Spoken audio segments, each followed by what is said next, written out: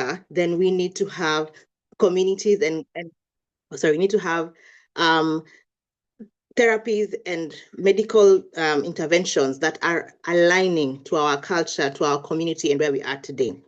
So I took the more research-oriented approach to what is has been done and what has been proven. So the next definition I'm going to give is the definition of what is traditional medicine. According to WHO, traditional medicine is the sum of total knowledge, skills, and practices based on theories, beliefs, and experiences indigenous to different cultures in maintaining their health. So what do those cultures believe? And then how do they maintain their health? And how do they use that to maintain their health? So in the traditional African medicine, it's more of what we do as Africans in our culture to maintain our health. You might wonder, do we really have many people who are seeking traditional African medicine? Literature shows that up to 80% of our patients seek traditional African medicine services, right? 80%. Like for them, traditional African medicine is their primary healthcare. That's where they go first. And you're asking yourself, why? In this era where at least healthcare has moved and you're like, oh, we have very many, we're pushing for primary healthcare. Why are they really seeking the traditional African medicine and their healers? One, because people who they find there, the traditional healers, they're relatable. They are kind. They take their time to explain what is happening to the patient. They kind of relate of how the cause of this thing, this disease that you're having, they have the same understanding as their patients. They are available and accessible in the community. They look at the very element of faith. What do you believe in, and what do you believe this disease, where do you believe this disease is already coming from?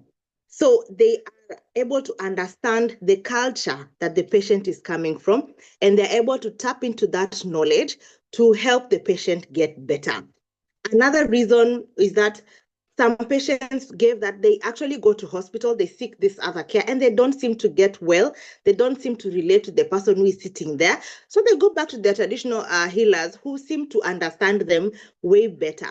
They are also able to pay them in kind. You find they go to hospital, yes, they are told to give this amount of money, maybe 500 shillings they don't have, but traditional healer can accept alternative means of payment. They can give them a chicken. So there is a relationship between the patient and the healer, and that makes the patient feel better and helps them get better. And you're asking yourself, how are these traditional healers able to make this diagnosis? What criteria are they using? So when they look at the patient, they look at the severity of the disease. Even them, the traditional healers, they will take a history. They'll take a history. Remember, it's a detailed history because they know the patient and they take their time. So they take their history. 1 minute to go. Examine and consider the cause of illness, and then now treat the patient. After that, they have therapy. They give them medication. South Africa had a study on this, that there are drugs that have CNS effect and they are working. Now, medication therapy, I'll give an example of the Friendship Bench, where they were able to incorporate grandmothers to give therapy services to the community. And this gave actually a better, when they did a poll research on it, it was giving them better efficacy. So I believe if we're able to tap into our African culture and see what works for us, then we can have better response to our patients and their diseases and how to handle and prevent mental illnesses. I think my time is up. If it was 1 minute, and I hope I've been able to... Now you've got 3 seconds. Sorry? 3 seconds, 1, time out. Thank you very much. Have a good day. Dr. Gitonga, you disagree completely with your colleague.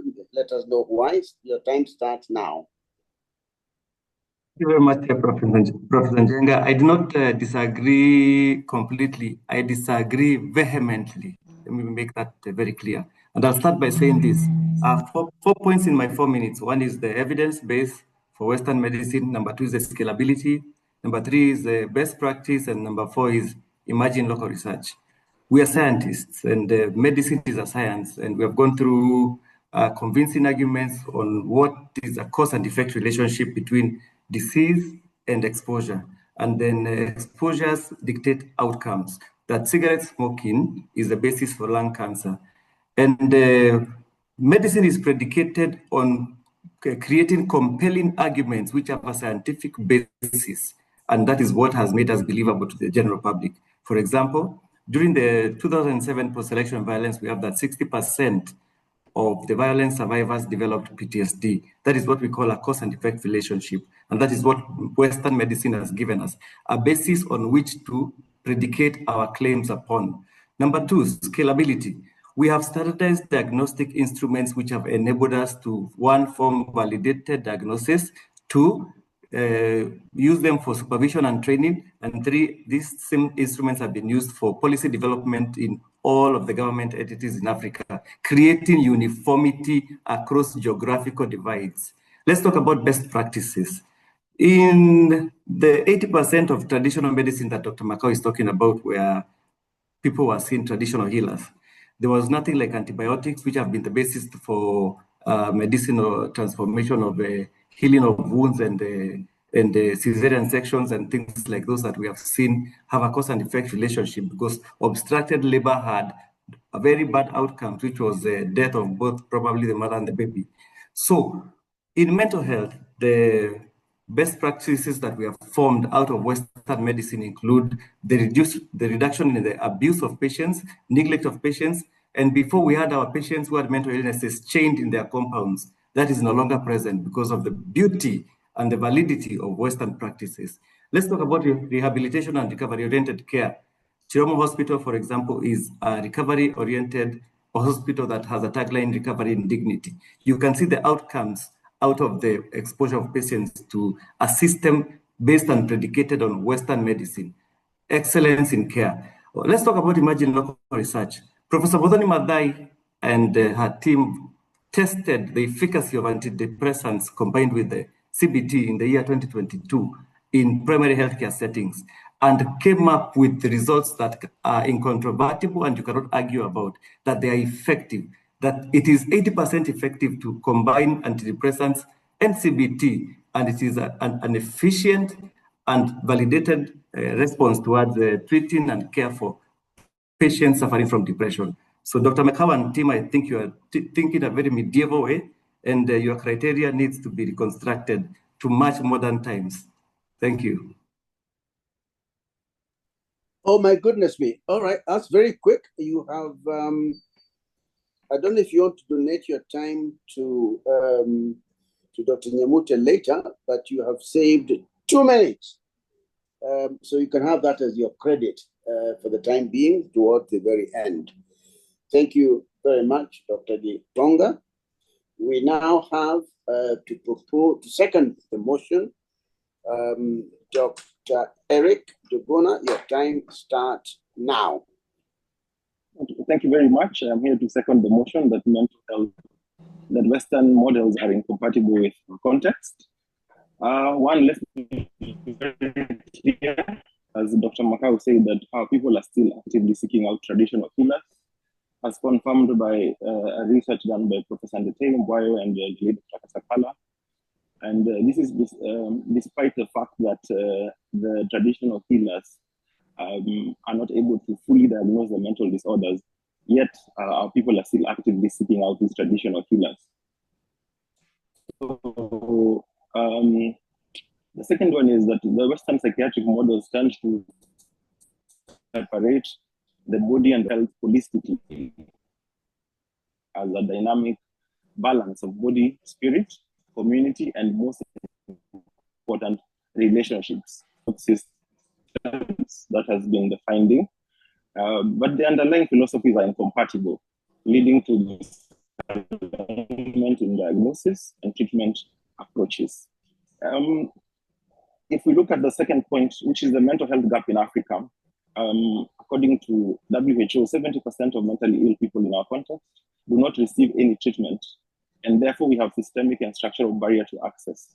Indeed, we have one of the highest global treatment gaps in the world. In addition, as we address the gap, we know that we have a workforce deficit. For example, in this country, we have only around 116 psychiatrists, according to the Ministry of Health report of 2022. And further in, studies show that in our context, there's a lot of dropout and then adherence and high rates of disengagement from psychiatric care. And patients cite cultural disconnect, stigmatization, and perceived lack of relevance in Western approaches. This is by Gureje et al. In 2015. Point number 3 is that the diagnostic tools we use lack cultural sensitivity. All practitioners here will agree that many times we struggle to explain the symptoms of our patients within the current tools that are available, which were validated within the Euro-American context. So, for example, some of the symptoms that our patients will tend to have, things like having a heavy heart, or thinking too much, or other somatic symptoms that have a lot of significance but do not find expression within the current tools that we have.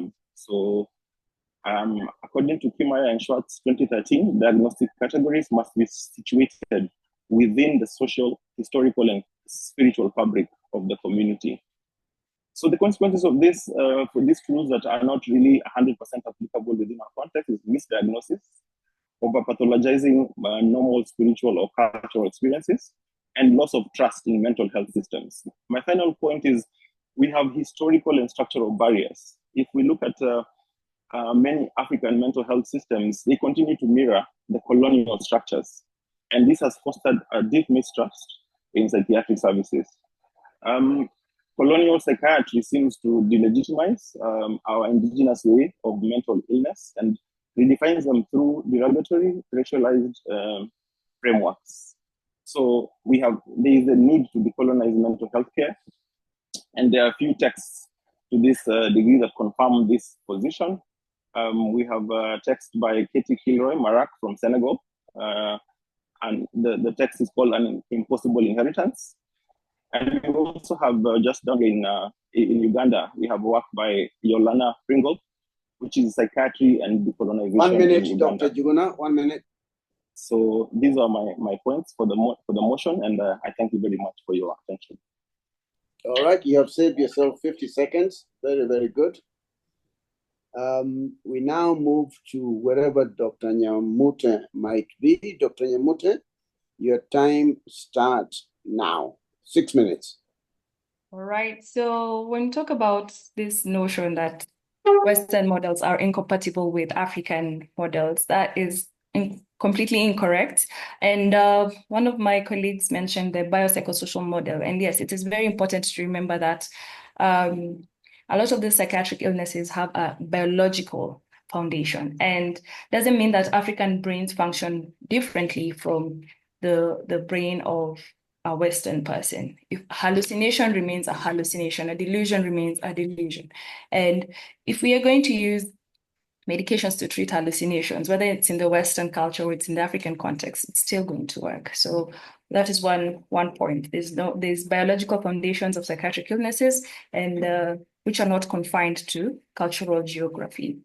The other point is on, my colleague also mentioned that we go to traditional healers, and yes, while they have been there, it is important to remember that they use medications. They still try to treat those medications. However, we don't have any quantifiable, realistic quantities, how do I say, dosages, yes, that we can ideally come back and say this can be tailored and repeated on the next patient, so it's trial and error kind of a treatment. Now, we say these models are culturally insensitive. However, these models are essentially adaptable. DSM has a cultural context consideration. And that's why even when we talk about delusions, we say not in keeping with one's cultural context, meaning that the Western society also acknowledges that there's a cultural aspect of psychiatry. They are adaptable. Even when we talk about national guidelines about, any policy that we roll out, that national guideline would be used very differently in central Kenya compared to how it would be used in Luo Nyanza, for example. So we learn how to adopt them to the context that is within us. And when we say they lack cultural sensitivity, it is us, the practitioners, who should make them culturally sensitive and tailor it to every individual that we meet and every community that we meet. So it is not the model is a failure, it is the implementation of that model that is failing. Western models generally have also saved African lives. Previously, we've talked about how people used to be chained in cold rooms, poured on water as part of their recovery. However, we have come to spaces where a person with bipolar, can receive lithium, can receive sodium valproate, or whatever it is, and they are able to go back to work. They're able to lead normal lives. They are no longer confined and condemned. Once you have a mental illness, that's it. That's over. Life is over for you. Children with ADHD, they used to be punished all the time, and some of them even dropped out of school. We have now, we have medications that have enabled them now to lead normal lives like every other child, finish school. They've become prominent people. Many of them live among us, who ideally, if we didn't have this Western model, we'd have condemned them to, nothing, basically. People living in lost individuals in the community.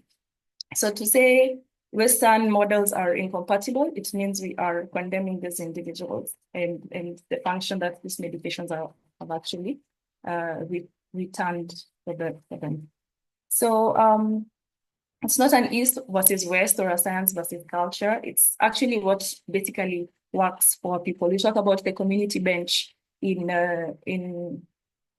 I think Zambia.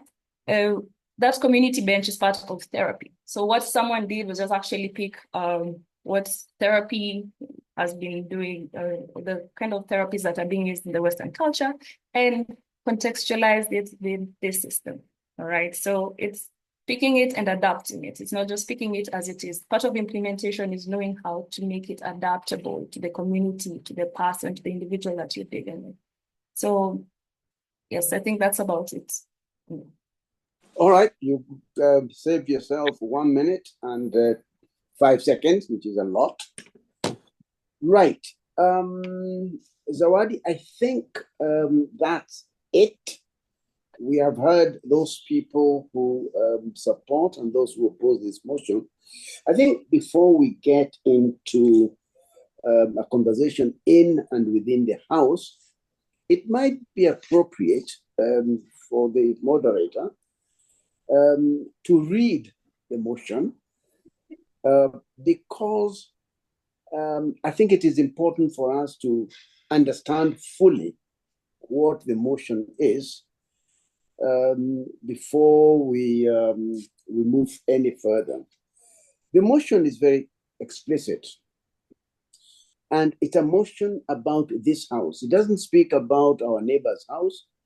It doesn't speak about the house next week or the house next month or yesterday. It's a conversation about what this house this morning believes. The second component, which I think we should make a note of, is that we are having a conversation about Western psychiatric models, not medieval Western psychiatric models, but the current Western psychiatric models. And if you're going to discuss Western psychiatric models, you must be cognizant of the fact that there is actually existing debate as to what that means. West of what? West of the Nile? West of Berlin? West of the Atlantic? What West are you talking about? And what are these models? And to what extent are they unified in Germany, America, Cleveland, and other places? And finally, in the same context, I think it's important to understand that Africa is not a village. It's not one country. It's a huge continent. And what are our mental health needs? Who defines them? How are they defined? And in what way are those needs met or not met? If I sound like I'm supporting one or other side, it is not intended, but I stand together with the House. So I am speaking, I'm clarifying this for the House, not for those who have very, very vigorously and passionately argued one way or another. So, Zawadi, it's back to you in the sense that you will now guide us through any questions. I can see there's a lot of activity. Tell us what's going on, Zawadi, and then I'll come back and summarize this conversation. All right, so we have quite a number of questions, both on the live chat as well as some which had come earlier as we were planning this conversation, but I'll read the questions on the chat first. And the first one is to Dr. Makau, who does not, so I'll just read the question as is. To the first speaker, Dr. Makau, who do quantify and know about chemicals in those traditional drugs without scientifically assessing the drugs using the laboratory. So I think that is a question of, like an interplay of sorts between traditional medicine and the modernization. I don't know whether Dr. Makau, you can comment on that as your colleague now speaks about the very basic symptoms that indicate one needs psychiatric review. I think this would be for those who are in support that African mental health needs are incompatible with the Western psychiatric models. Dr. Makau, you can address the first one. Okay, so as I mentioned, we went through different research. I've actually passed them on. There are 8 papers that we looked at that I'm hoping can be shared. But one of them was talking about the study done in South Africa that showed that we actually have traditional African healers using different types of medicinal herbs and plants. And then the issue was, as we have come out with standardization, how do you know what is the dosage? But the idea was to look at these herbs that are given. They seem to give an effect. What is the effect? And when they looked through the drugs in the lab, yes, they found that those drugs had CNS effects that actually caused the patients to get better. So at the end of the day, we are not throwing away the African culture and how we used to do things. The problem was actually documenting what we are doing, standardizing it to our different areas. And I think once we get that correct, then we'll be in the right direction. Other than just coming and saying the drug of choice is X and X must work. No, we need to look at our patients holistically and find out, is X really the drug, or can we use non-medication therapy for this patient? So just thinking outside the box and how to incorporate our culture is the way to go. Not just saying, yeah, it was Rosafin and Rosafin only. No. Yeah. So we can look at that study. I've shared the studies that I used for my research. There are 8, and they're from all over, as Dr. Njenga said. There's from North Africa, West Africa, Kenya, South Africa. So let's look at them and then we can enrich our knowledge on this. Thank you. Thank you very much, Dr. Makau. And before we go to the next question, someone has also agreed with what you said, that your scientific research can be conducted thoroughly on what happens on ground across African cultures in our countries. Many traditional healers have helped people and who would have developed serious mental disorders.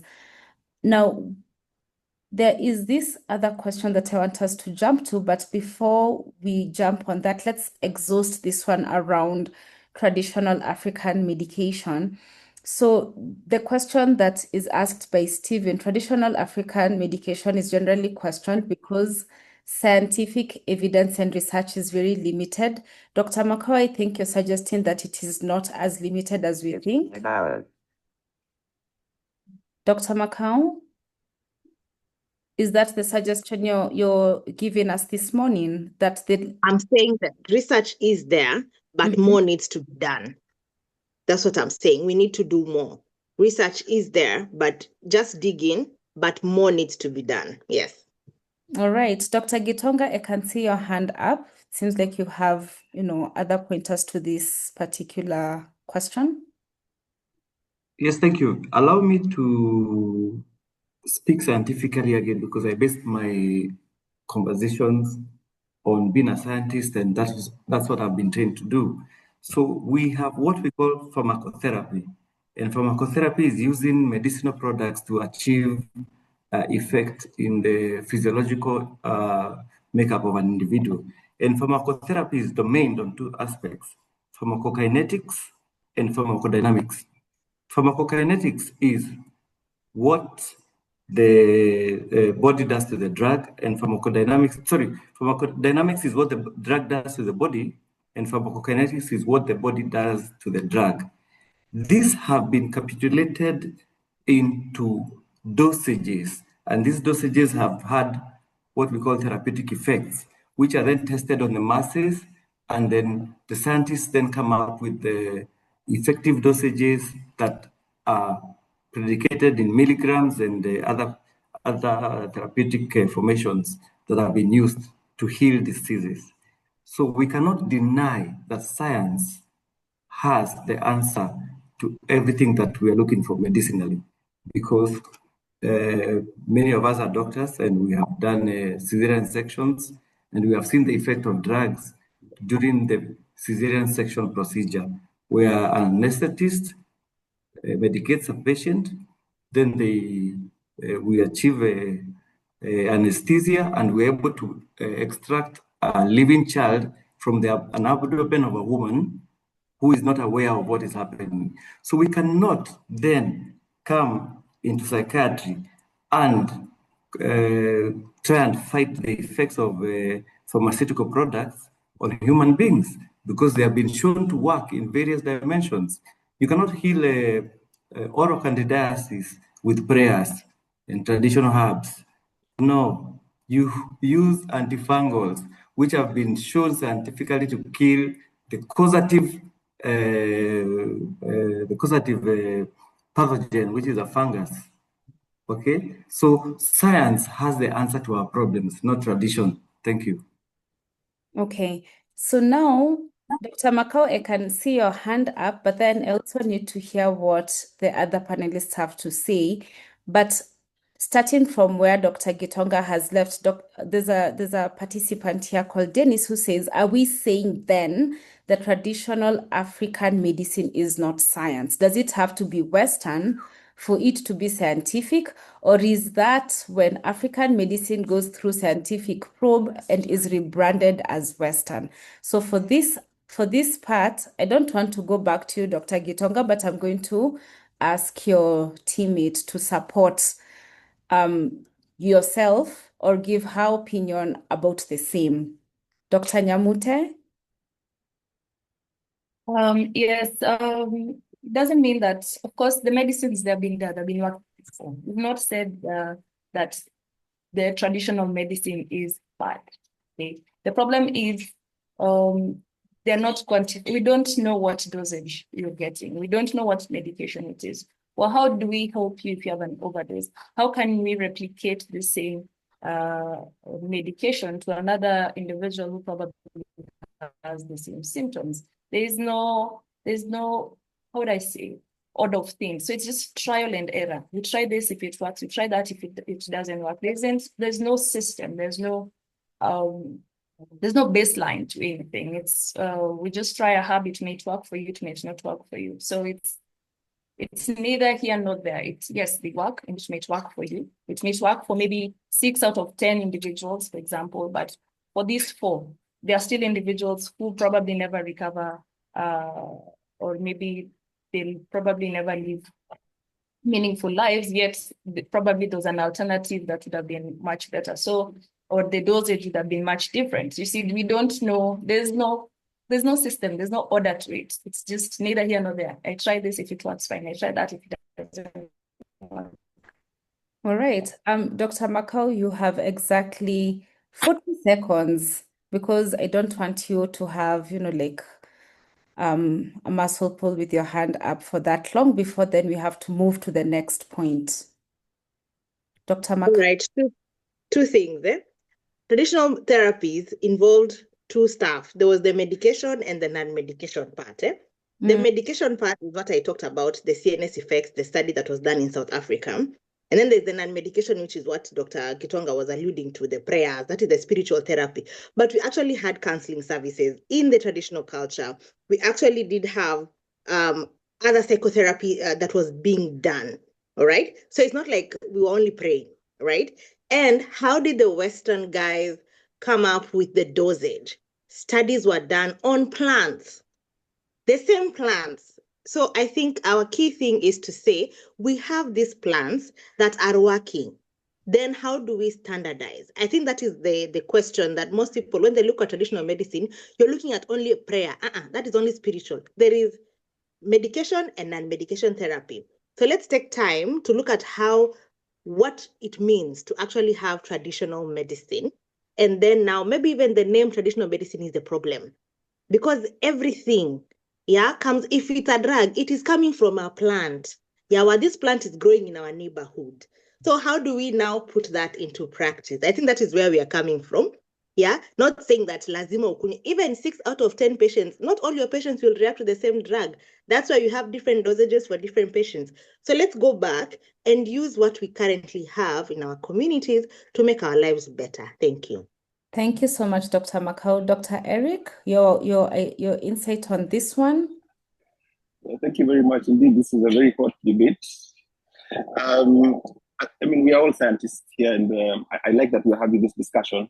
First of all, as a scientist, is to say, we know in all treatments, across all the disciplines, we have what is called the placebo effect. And it has been known to be, indeed, in some cases, 30% in research. So this indicating the presence of a psychological and emotional component in recovery. So I think what became clearly to me, Zawadi, is that we have to understand the historical, we have to understand the history of where we are coming from. And as I went through the literature, I found that I really did not understand to the degree that I should, and I think many of us don't, where we are coming from.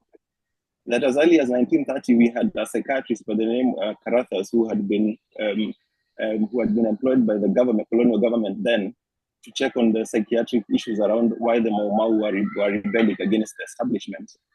And he came up with a series of very interesting conclusions. So I feel that we need a conversation, and we need the much more experienced, our fathers and our mothers in psychiatry, to take us through the journey of where we are coming from. I think that's a key missing component, so that we understand the evolution of where psychiatry has come from, pre-colonial and even post-colonial. I think that's a key missing component of this discussion. And I think if we pick it up from there, we're going to be in the right direction.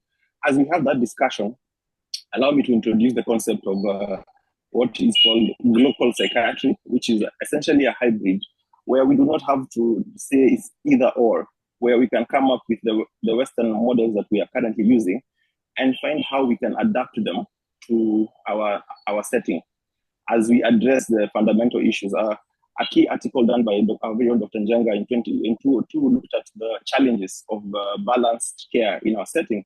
And one of his conclusions, rightfully so, was that in our setup in Africa, we have key fundamental issues that we need to address before these models can be applicable in our setting. Issues around resources, issues around stigma, and a few other issues. So Zawadi, that's it for me. Thank you. Zawadi, I think we've heard enough from these panelists. All of them are just talking. Can we now turn to the house, people who are inside the house, and pick on whoever it is that you like. These four people will have a chance to summarize. Each will have 2 minutes. That's a lot of time at the end. But I'd like us now to hear what the house is saying. Okay. Go ahead. So there is one of our attendees, Brahma Mutaba, whose hand has been up for the longest time. You can have the floor. I will allow you to speak. And in a debate like this, the correct procedure is whoever is going to speak must say, I stand in support of this motion, or you start by saying, I stand in opposition to this, so that anything you say after that, we know exactly what you're saying, and you have exactly 1 minute. Thank you.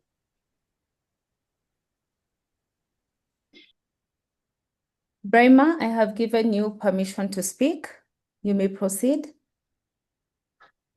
No, he says his hand was up in error. You're scratching his head. Look Okay. for somebody.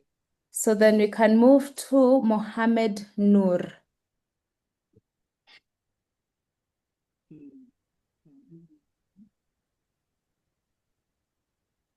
Mohammed? Can you hear me? We cannot hear you well. You're speaking very faintly. Okay, sorry for that. Now can you hear me? No, still very far away.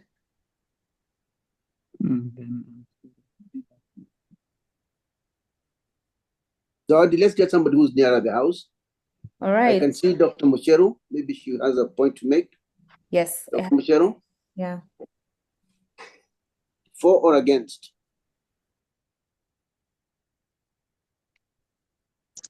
Good morning, everyone.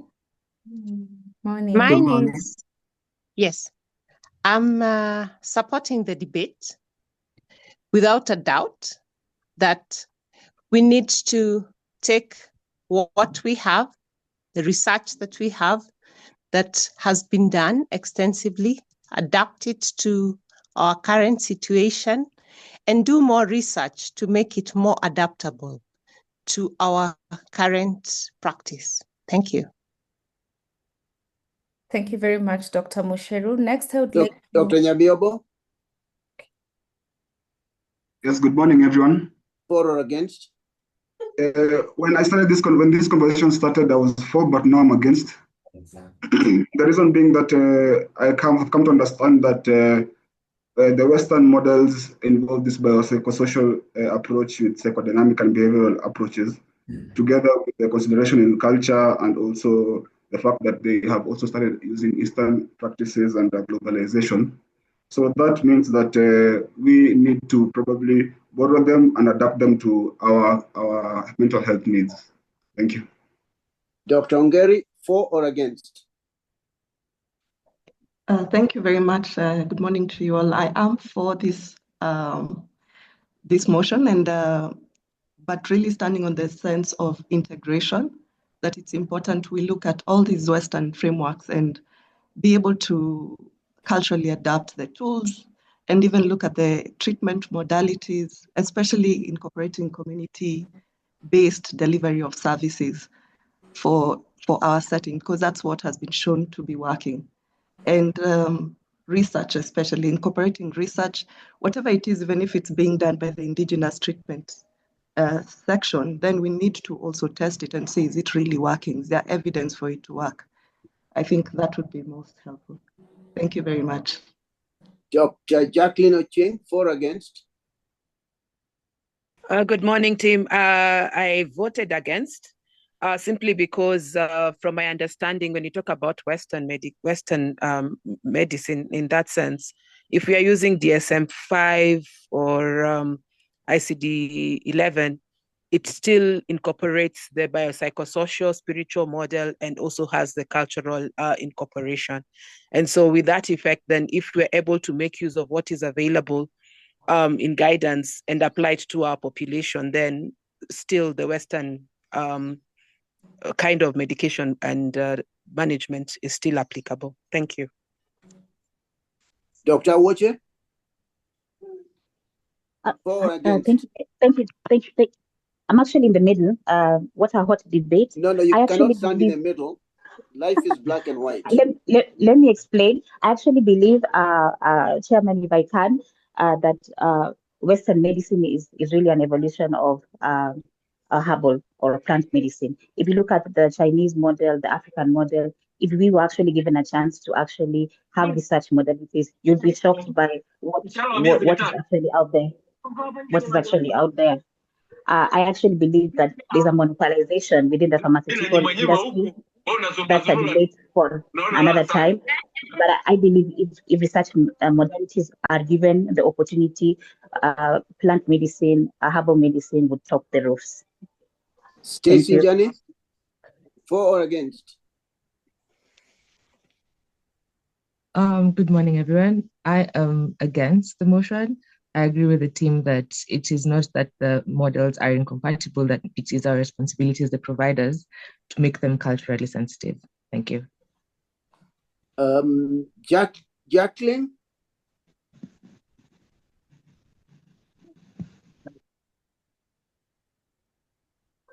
No quietness. Oh, Dr. Kibuti? Good morning. Me, I'm for against because I have seen the Western models work and I've not seen African model working. Thank you. Zoa, did you have any other? It's very clear, very good. That's a clearly Western person. Do you have any burning issues you want to raise? Because we must now start summarizing and winding down. One question that we have that I think would be good to have at least one representative from each team to talk about. No, they are going to talk only once at the very end. They've talked already a lot, all of them. Then there's nothing else. They can proceed to give their closing remarks. And we will have at the end of this a poll. Yes. To see people who have been shifted like Dr. Joseph.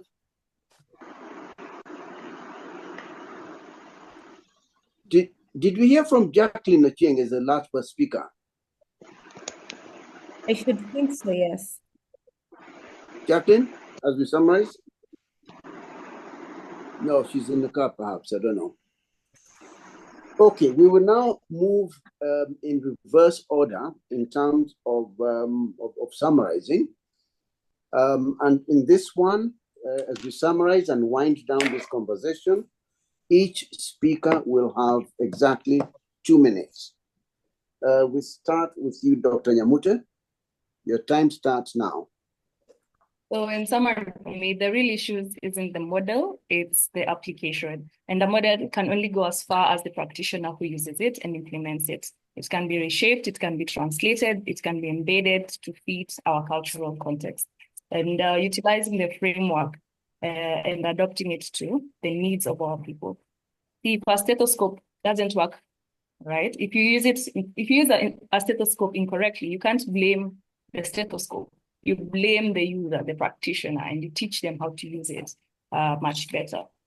So to reject Western cultural models entirely, while still using their medications, while still using their training, while still publishing in their journals and applying their diagnostic tools is intellectually dishonest. We cannot condemn the system while benefiting from it daily, unless we are ready to offer a fully functional evidence-based African developed alternative, which as it stands, we don't have one that exists as yet. It's hypocritical to eat from your neighbor's table. You learn the recipe, open your own restaurant, then turn around and say the food is rotten. Once you have your own plate, that is contrary to our African values. And I still stand that Western models are culturally adaptable to the African context and can be used in the African context. Thank you. Thank you, Doc. Well done. You've done it a minute and a half. Dr. Juguna, your closing remarks. You have 2 minutes, starting now. Thank you very much to the House, and I'm happy we are reaching the end of this. I hope this debate continues. I will continue to advocate for, in conclusion, a hybrid approach that integrates mental health knowledge with local wisdom and practices.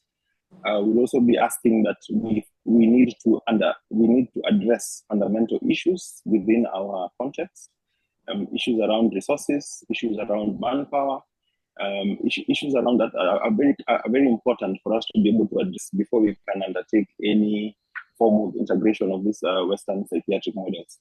So I stand by the motion that the models as they currently are incompatible, but a lot of hope towards the future that we can be the generation that attempts to have to make this a hybrid that will work for our people moving forward. Thank you very much. Thank you very much, Daktari. You've saved a lot of time. Thank you very much. Dr. Gitonga, you have 2 minutes starting now. Ladies and gentlemen, I would like to deny that my colleagues are unable to be the jury in this conversation because we are in a judicial process, and in a judicial process, you have to prove beyond reasonable doubt and present compelling evidence that your case stands, and you can probably be the voice of reason in this conversation. Now, what you have presented to us are scenarios. We have Western scenarios which give independent diagnosis, and then we have the African parallels, those diagnoses. So your conversation ends at a point where you have accused us of not having something we call cultural competence, which is something that we are working towards so that we can adapt Western models to our local context. So the process of making a medical diagnosis is very scientific, and I will remind you that you are scientists. You cannot deny your practice. And the interventions we give to all the diagnoses we make are based on a scientific process of inquiry, which gives us a diagnosis upon which we conclude and make a determinate intervention based on scientific evidence. So I would like to urge you, please cross over to the point of belief and to the practice that you espouse, that indeed Western interventions are compatible and are what are supposed to rule our medical practices. Thank you. Thank you. And finally, Priscilla Macau. Yes. So in conclusion, what I'd like to say is this.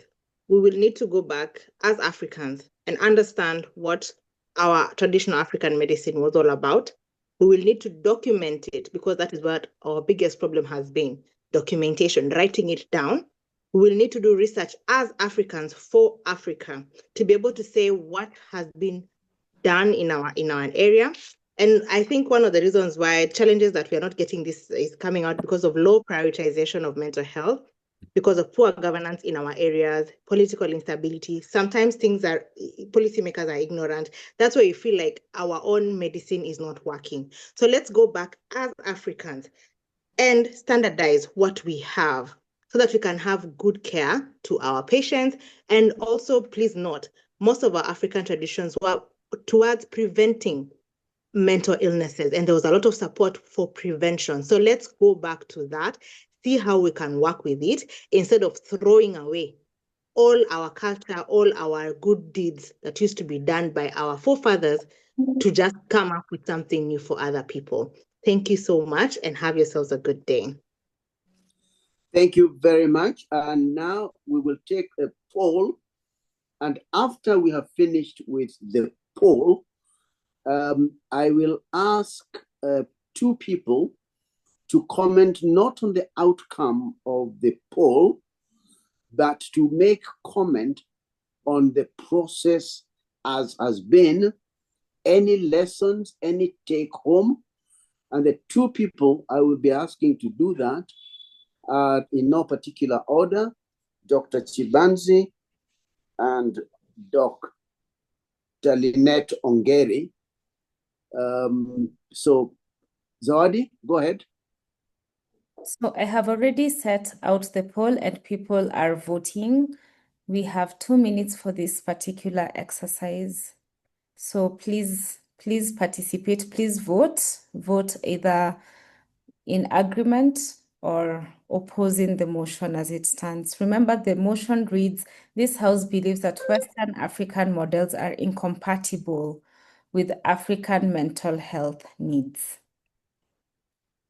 And we are almost halfway done.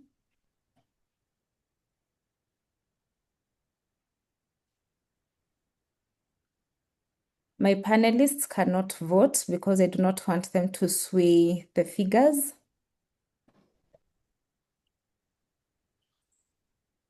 Okay, I think that's it. Give us the results, and then I will ask. I've added Dr. Muthiga, Dr. Chibanzi, and Dr. Ongeri, each to speak for exactly 1 minute. All right, as it stands, we have 44% saying yes, Western psychiatric models are incompatible with African mental health needs, and 56% saying no, Western psychiatric models are 56% disagree with this motion that Western psychiatric models are incompatible with the mental health needs of the Africans. So that is very different from the previous one, where before the yeses stood at 64 and the no stood at 36. So now the no's have it with 56 And the yeses have reduced to 44%. I think it's right and proper to say Makofi. Thank you very much. We have seen Makofi.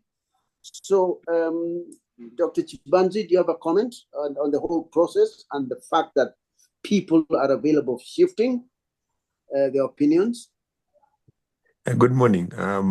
It's been a very well debated topic. I think both sides tried as much as possible to give their side that felt supported the motion, that the side they were supporting.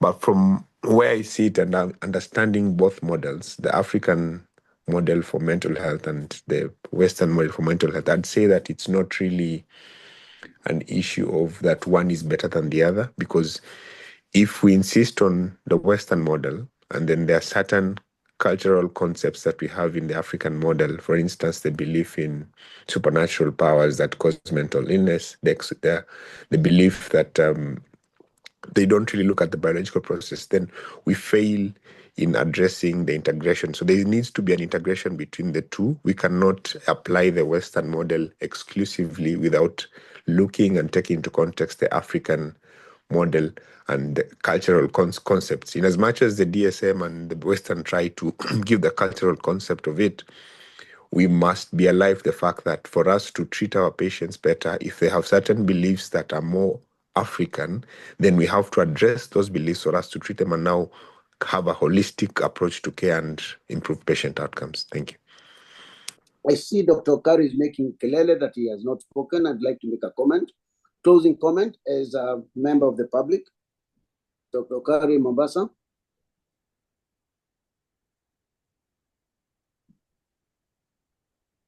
Oh. I need to allow him to speak. It's okay. Okay, allow him. And then he will allow Dr. Muthiga and Dr. Ngeri will close this conversation. Okay, he's permitted to speak. Okay, Dr. Okari.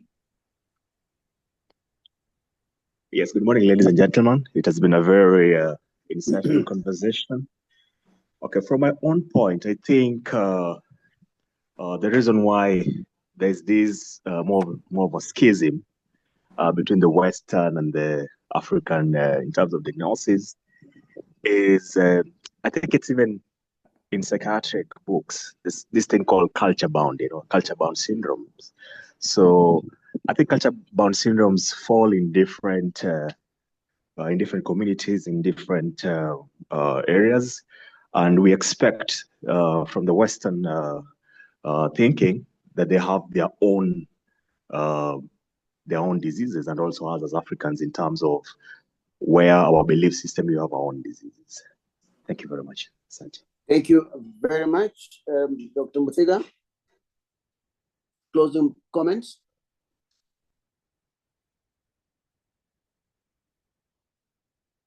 Observations, learning points. Zawadi, have you allowed Dr. Muthiga to speak? Yes, I have. Dr. Muthiga, you can feel free. She's still muted for some reason. Yeah, her mic is on mute.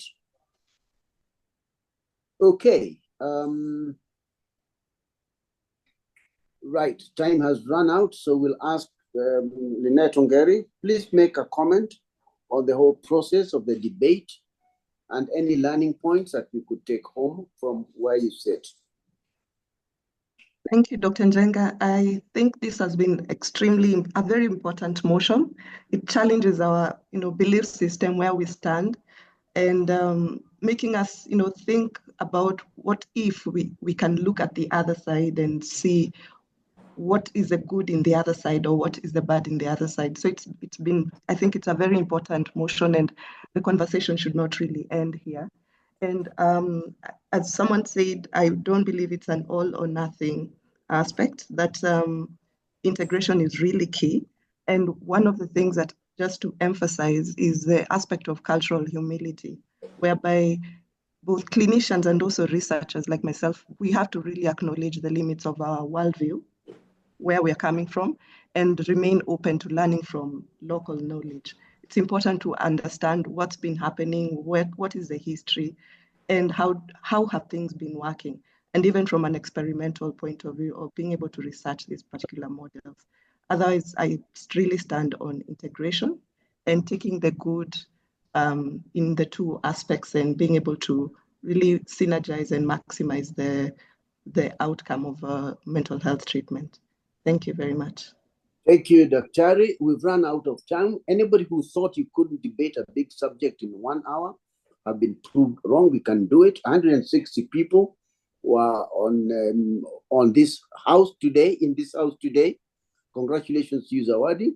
Congratulations to the panelists, and I wish you all a good day. Back to you, Zawadi. Thank you very much, Dr. Njenga, and a big thank you to all of our debaters today. Special thanks goes to Dr. Gitonga for joining us all the way from Northern Kenya, as well as Dr. Amundi, who is joining us all the way from overseas. I will be sharing reading material through your emails regarding the African-based studies in the advancements of mental health interventions, as shared very generously by Dr. Makau. You will get this in the same manner and fashion that you received the invitations to this conversation today. So once again, I'd like to thank everyone for sharing with us your morning and joining us for a thought-provoking debate, for all your contributions and your attentive engagement. As we close, I would like us to continue. Do you mind if Dr. Angela Mondi gives us greetings from, is it Scotland or from UK? Dr. Mondi, do you want to give us greetings? Because you are really far away. Good morning. Morning. Thank you for the opportunity. The debate was quite thought-provoking. I'm very appreciative that I was made part of this conversation, and I am in England. And what are you doing in England, Dr. Mondi? I'm currently a fellow neuropsychiatry, focusing on ADHD and learning disability at the moment. In which hospital? I learn at University of Chester, but I work at Macclesfield in Saddlebridge Hospital. All right, we miss you a lot. All right, have a good day. Thank you. And please come back one day. Bye. Thank you very much, Dr. Amundi. So as we wrap up this conversation for today, I would like us to continue to ask ourselves, how do we build systems and structures that truly serve the mental wellness of our people? And these people are across different cultures, systems, backgrounds, countries, all of this. How do we build systems and structures that serve them, whoever they are and however they understand and identify themselves? With this, I close this conversation for today, and I welcome you all 2 weeks from today, where we'll have yet another thought-provoking conversation around mental health. Asanteni sana. Thank you. Good day.